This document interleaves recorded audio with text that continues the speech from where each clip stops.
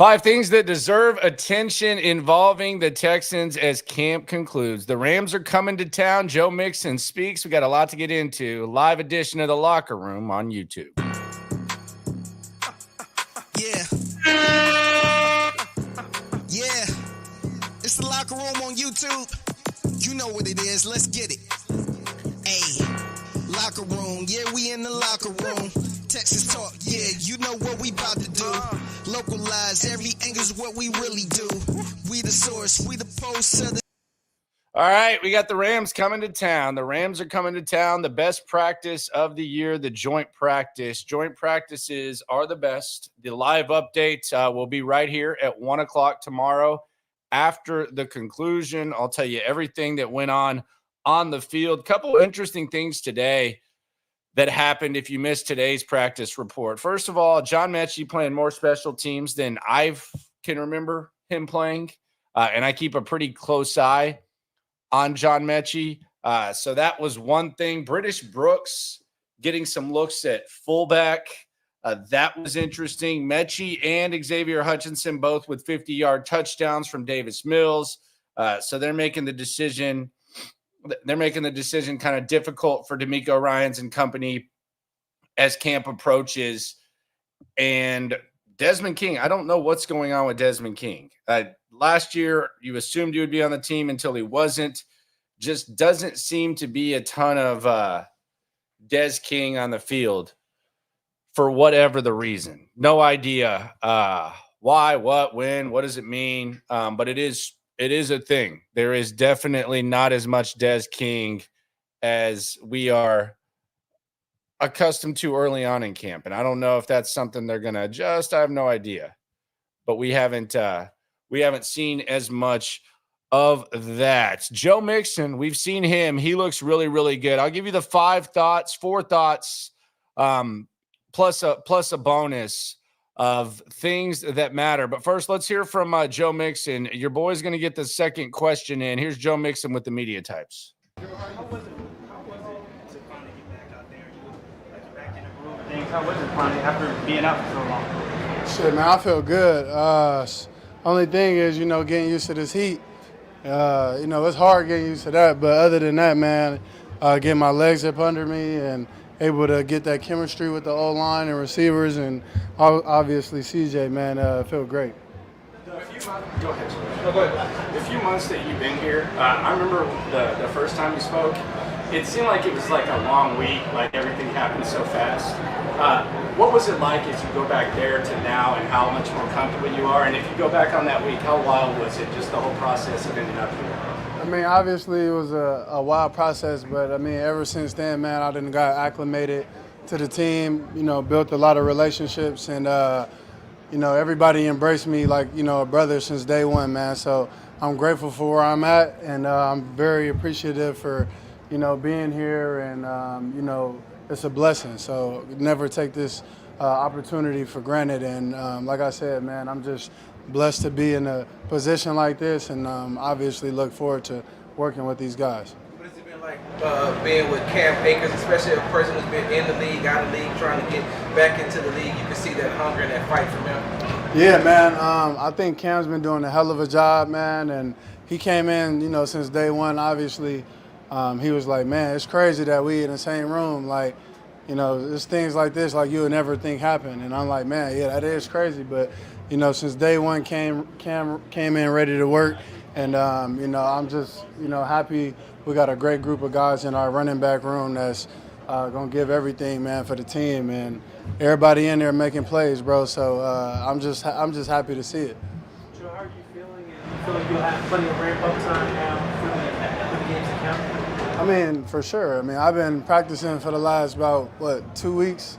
And, even before then, running a lot. It's just obviously getting into that football shape is a little different, man. So I'm sure it'll be a whole hell of a lot different than or being in that stadium versus being outside like this in this heat. So I'm very confident if we go elsewhere, that wind will be there. So it's all good. All good? Thank you. Yeah. Appreciate it, Joe. All right, there you go. Pretty quick media session with Joe Mixon. The running backs will make a cameo in the 5 things, but there's a 5 things that, and this is going to be a quick one because it's going to be a big day tomorrow. It's going to be a big practice. It's going to be packed. It's going to be stacked. There's going to be a lot going on, and I got you going. So this is going to be one of the quicker lives that we've had. I'll still get some of the questions, but this one's perhaps going to be a little bit quicker. We'll start with number 1, thought 1. I think there's a shift in concern in the secondary, and let me explain that. Early on in the offseason process, free agency, draft, all that, you probably looked at this. You looked at this cornerback situation. You said, okay, they need a CB2. I'm not worried about cornerback 2 at this point. I think Kamari Lassiter is going to be a really good player. I think that Kamari Lassiter and Derek Stingley can end up being a really, really good duo, and I think the Texans feel the same way. So you're not necessarily concerned about that. What I am concerned about, though, is the depth at corner. I don't know what they're going to do with Des King. I don't know what CJ Henderson really is. Saw him get burned a couple of times today, make a couple of plays, which might be all you can expect. And Okudah looked good early in camp, but we don't really know what he is. So you can look at that as a positive. It's a positive shift because at least your concerns have been pushed back. But I still do think there are concerns at cornerback when it comes to depth, specifically on the back end. Not so at the top two right now. Number 2, thought number 2. The battle at wide receiver is going to be interesting. Look, it's a fluid process whenever you're making these types of decisions. There was a time where, fair or not, there was talk about, is John Mechie going to make the team? D'Amico Ryans himself, he came out and said, we have to see John Mechie perform in a game. John Mechie performed in a game, so he did what the coach wanted him to do. So you got to think he's somewhat safe. So that's good for John Mechie. I think John Mechie is good. There was also an assumption, and I don't know if it's a bad assumption or not, that Noah Brown was 100% safe as well, or Robert Woods. I wonder if they are going to feel comfortable letting Xavier Hutchinson go. In other words, Xavier Hutchinson has gotten better since he's gotten here. He's a young guy. He can do a lot of things. Noah Brown, injuries have been a problem. Robert Woods getting a little bit older. I do wonder if, while we were looking at John Mechie and saying he's competing with one of those guys, I wonder if Xavier Hutchinson, because he really hasn't done anything. Like, for as much as John Mechie has helped his case in the last week plus whatever, Xavier Hutchinson has done nothing to hurt his. Like, he's done everything that they've asked him to do, and he keeps getting better and better. So I wonder, is it going to be, could Woods or Brown be gone and Hutchinson stays on the team? And I could also see a scenario where, if called upon, Xavier Hutchinson could make some plays. So the battle at wide receiver is going to be interesting. By the way, Ben Skoranek returned to practice today. I'm predicting that he has a little tussle with his former team tomorrow. He is a scrappy practice guy. Thought number 3, I got a close eye on the Tide guys. Roll Tide, not if you're Roll Tide, that's cool. The head coach is Roll Tide. But Christian Harris, I'm keeping a close eye on this. I don't know how bad this is, but it's very discouraging when, first of all, you're not in camp early. You come back, you last about 20 minutes, and then you're right back where you started, and you're not really getting any work in on the side field or anything like that. Now, that doesn't mean that he's like in a hospital bed or something like that. That just basically means, that could mean that he's doing rehab inside or whatever, but I'm a little bit concerned about Christian Harris. I'm keeping a close eye on Will Anderson, because as good as Will Anderson was last year, he was banged up, and he's bulked up a little bit. I'm not panicking about Will Anderson, but I'm keeping a close eye on Christian Harris. And for how good we feel about these defense, I think we assumed, rightfully so, that the arrow was pointing up on both these guys, and they were going to perhaps crank it up a notch.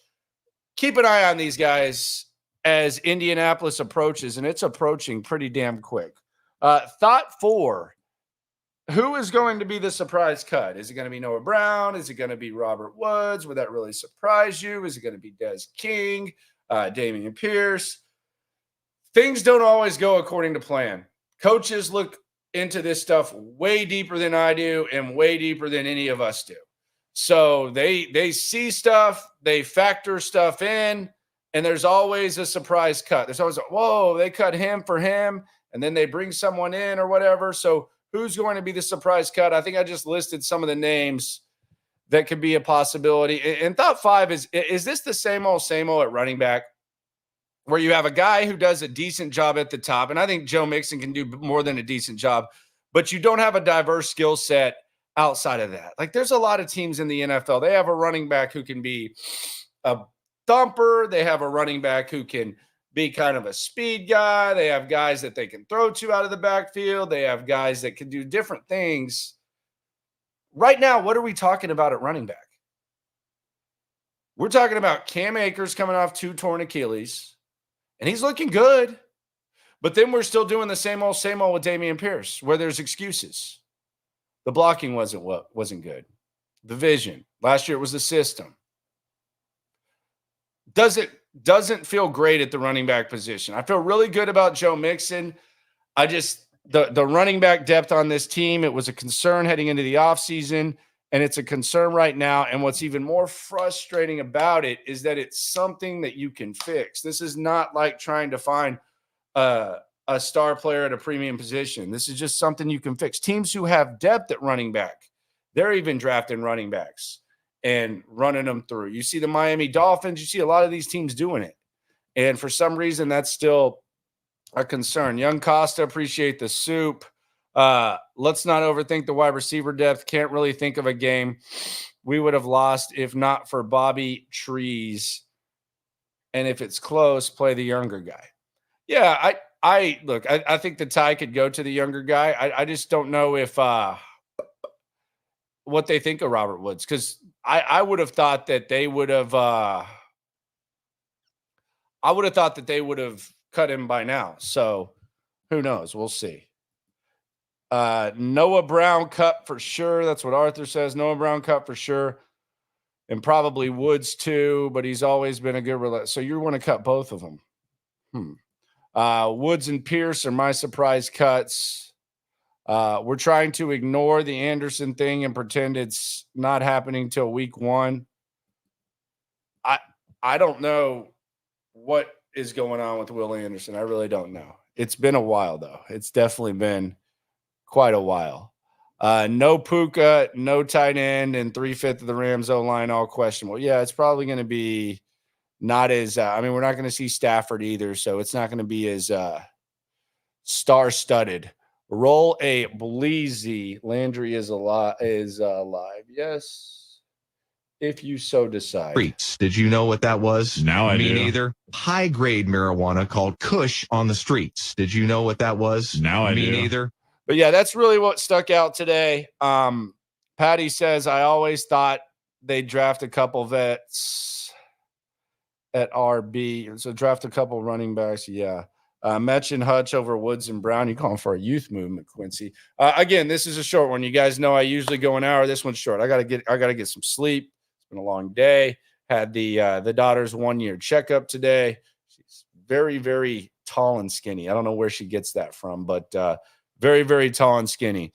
18 pounds and in like the top area of height. So what a shock that is. Appreciate y'all for coming through. Be sure to swarm the like button, subscribe, like right along.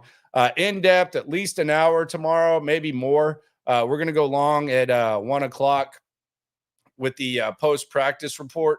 So join that and be ready for that. Also, we'll have the night stream. There'll probably be a little bit more to talk to, but this is going to be really, really fun. Yes, Curtis, she got it from me. You are very, very correct. Shout out to Patty too. Thank y'all very much. Always remember, when it comes to this Texas stuff, I ain't going to skip a live. It just might be a little bit shorter, especially when we got a big time ahead. Thank y'all for coming through. We're all in this together. Landlocked, got the game in the headlock. Localized every time, can't stop, won't stop. Yeah, we top 2 and we not too. Plugged in daily digital on YouTube. We got taste for days, opinions to give. We got taste